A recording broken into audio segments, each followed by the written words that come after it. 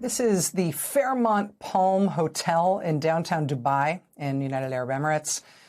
This is it on fire after that very fancy hotel appears to have been hit by either a drone or by debris from an interception of a drone or missile today.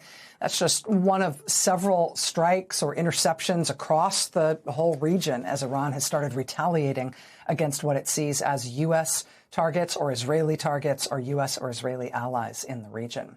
Joining us now is Ali Vaez. He's the Iran Project Director and Senior Advisor to the President at the International Crisis Group. Mr. Vaez, thank you very much for being with us. I appreciate your time. It's great to see you, Rachel.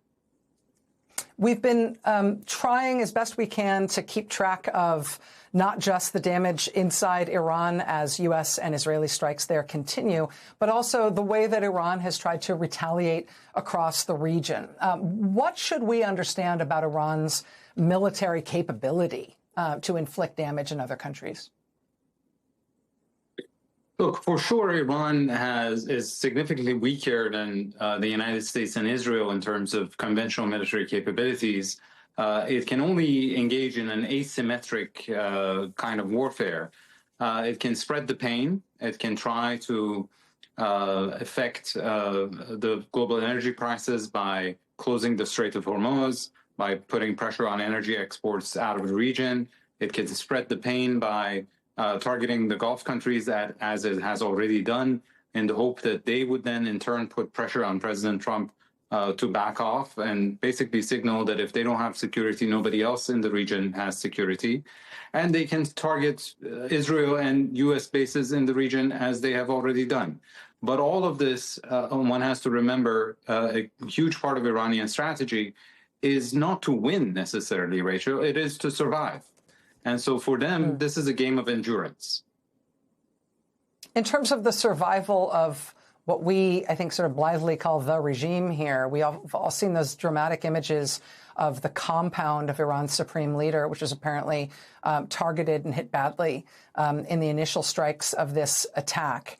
The survival of the regime, the survival of the supreme leader himself, the survival of the rest of the government, the Iranian Revolutionary Guard Corps.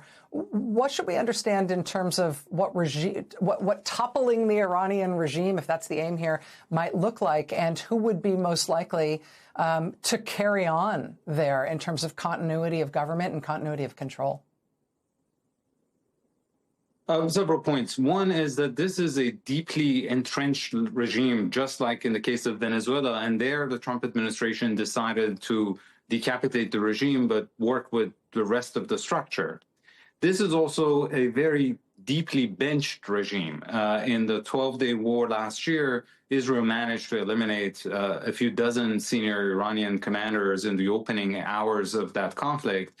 And yet most of those commanders were quickly replaced, and Iran managed to get back on its feet and start punching back.